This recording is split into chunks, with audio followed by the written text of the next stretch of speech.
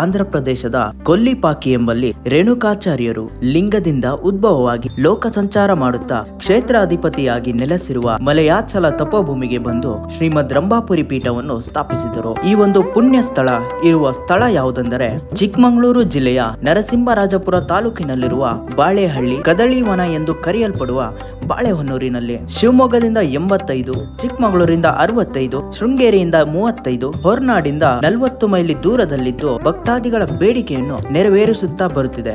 ಈ ವಿಡಿಯೋದಲ್ಲಿ ರಂಭಾಪುರಿ ಮಠದ ಬಗ್ಗೆ ತಿಳಿಯೋಣ ಬನ್ನಿ. ಈ ಪೀಠದ ದ್ವಿತೀಯ ಜಗದ್ಗುರುಗಳಾದ ಶ್ರೀ ರುದ್ರಮುನಿ ಶಿವಾಚಾರ್ಯ ಭಗವತ್ಪಾದರು ಭಸ್ಮದ ಮುಖೇನ ಚಿತ್ರಿಸಲ್ಪಟ್ಟ ನಂದಿಯ ರೇಖಾಚಿತ್ರವು ಅನಾದಿ ಕಾಲದಿಂದಲೂ ಬೆಳೆಯುತ್ತಿರುವ ನಂದಿಯು ಪ್ರಸ್ತುತ ಕಾಲದವರೆಗೂ ಬೆಳೆಯುತ್ತಾ ಬರುತ್ತಿದೆ. ಇದಕ್ಕೆ ಹರಕೆಯ ನಂದಿ, ಉದ್ಭವ ನಂದಿ ಎಂಬ ಹೆಸರಿನಿಂದ ಕರೆಯುತ್ತಾರೆ. ಈ ಪೀಠದ ದ್ವಿತೀಯ ಜಗದ್ಗುರುಗಳಾದ ರುದ್ರಮುನಿ ಭಗವತ್ಪಾದರು ಪೀಠದ ಜಗದ್ಗುರುಗಳಾಗಿ ಪೀಠವನ್ನು ಮತ್ತೆ ಸ್ವೀಕರಿಸುತ್ತೇನೆಂದು ಕಾಲಜ್ಞಾನದಲ್ಲಿ ಬರೆದಿಟ್ಟು ಜೀವಂತ ಸಮಾಧಿಯಾಗಿದ್ದಾರೆ. ಅವರು ಜೀವಂತ ಸಮಾಧಿಯಾಗಿರುವ ಸ್ಥಳವನ್ನು ನೀವೀಗ ನೋಡಬಹುದು.